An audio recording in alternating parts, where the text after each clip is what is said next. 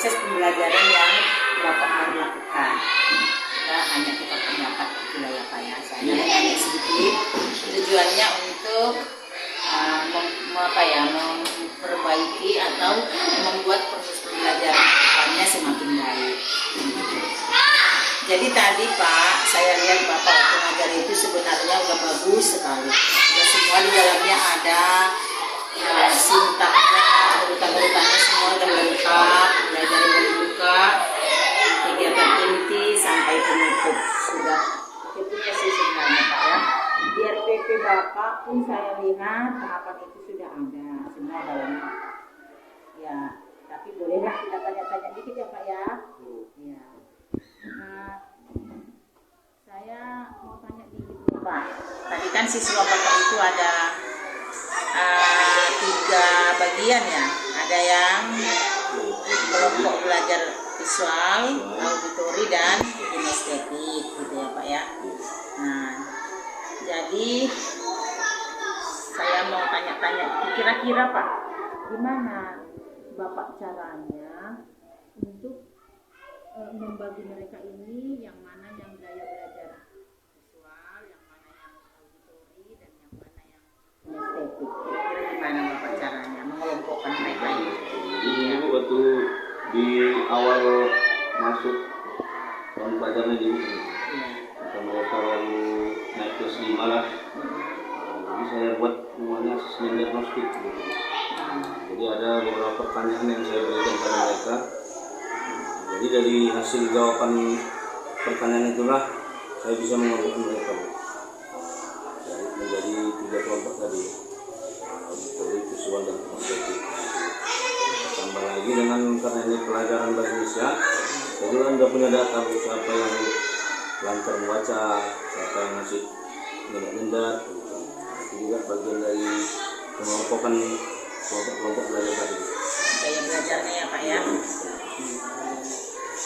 Tapi kayaknya lebih ke lisan ya Pak ya. Kalau yang melihat tadi yang belakangan Bapak jawab kayaknya ke lisan ya. Tapi kalau yang pertama memang ada instrumennya Bapak buat ya Pak ya. Di sini juga saya iya. Instrumen untuk melihat gaya belajar si anak gitu kan Pak. Iya benar. Supaya dia pas Pak. Jadi ketika dia dimasukkan ke visual, ternyata dia kinestetik kan dia nggak nyaman gitu ya kan Pak. Terus tadi waktu pembelajaran tadi kan Pak, itu yang 3 gaya belajar tadi lah. Kalau yang gaya belajar auditori itu tadi pakai apa? Bapak kasih kontennya kira-kira? Ini kontennya masih sama gitu, 3-3 Tadi ya.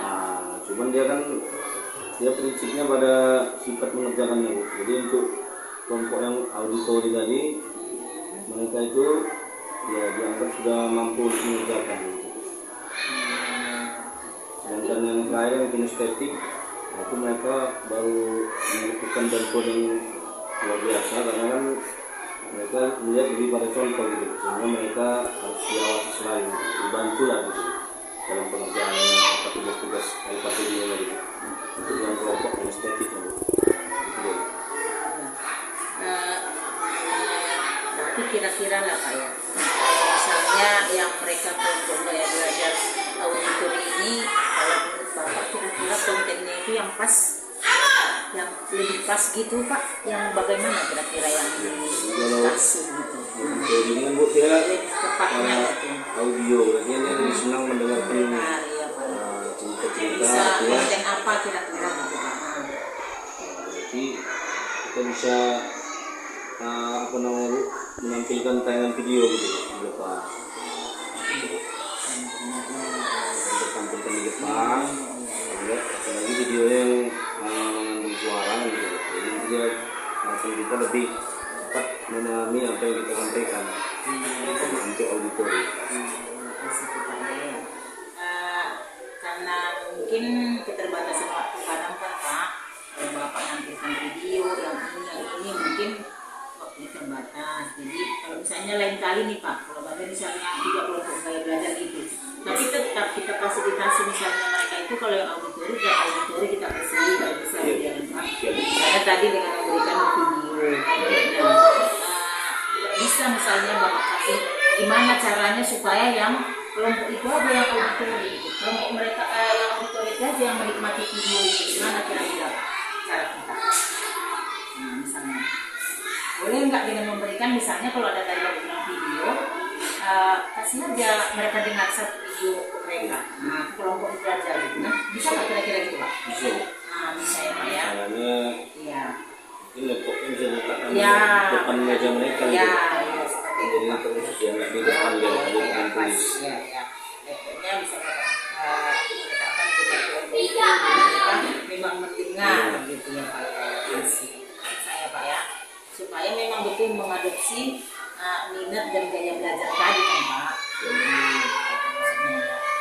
Jadi kalau itu kira-kira ke depannya nanti bisa lah ya Pak ya. Kira-kira rencana Bapak gimana ke depannya kalau misalkan Ya akan saya buat sesuai dengan kelompok belajarnya Bu.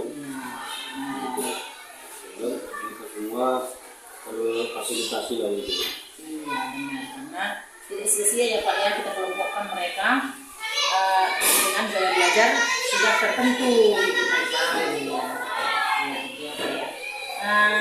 Baru nanti kalau mengenai KSE itu tadi sudah ada sih sebenarnya semua Bapak udah lakukan. Hanya di RPP ini ada baiknya Bapak buat ya di situ ya, ini KSE ini diferensiasi ini udah ada, hanya itu aja ya. Ya. Makanya saya bilang tadi pada umumnya sih udah bagus sekali lah Pak. Tinggal dikit-dikit aja ya, harus di polis-polis gitu ya. Satu lagi Pak ya, pertanyaan saya. Di sini kan ada penilaian sikap di RPP Bapak. Oh iya.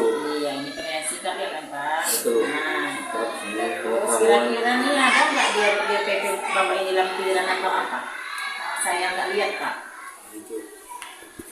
Tadi bolak-balik presiden belum ada. Ada sih. Iya. Iya. Tapi kan ini perlu juga ya kan Pak. Iya. Jadi kira ke Tapi itu depannya. biasanya ada sih Bu. Iya. Seperti itu yang dia mati. Iya. Ya yang jelasnya Bu. Ini kita diskusi.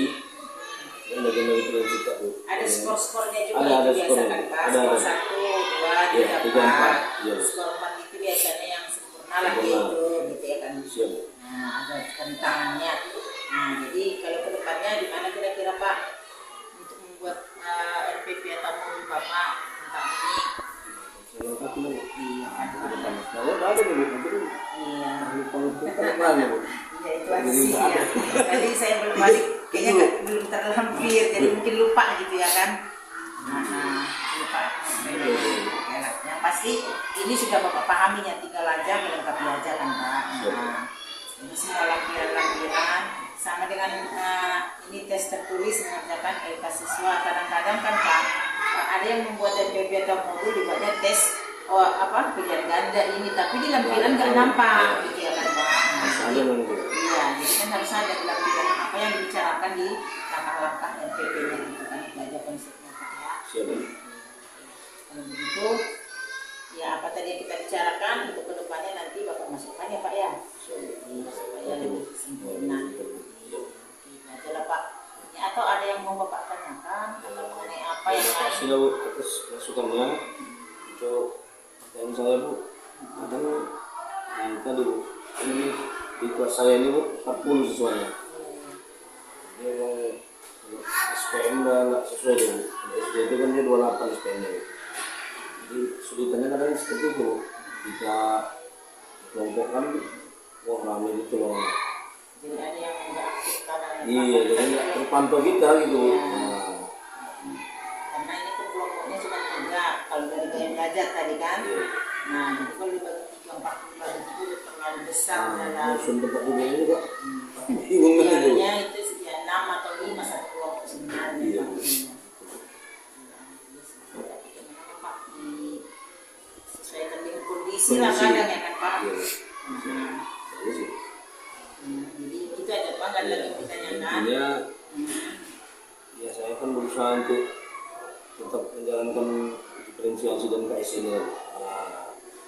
Memang ya Ada bedanya lah Pak ya. tantangannya ya sudah jalan itu. Sudah jadi calon Iya. penggerak dan menjadi guru penggerak Iya. gitu. Iya, BPJS itu harus kelihatan dia nih. Sebenarnya di sini udah ada semua KSE-nya, tapi Bapak nggak tuliskan. Ya, di LPP itu maunya tuliskan aja KSE-nya itu semua ya. Yang mana poin-poinnya kan ada kan Pak.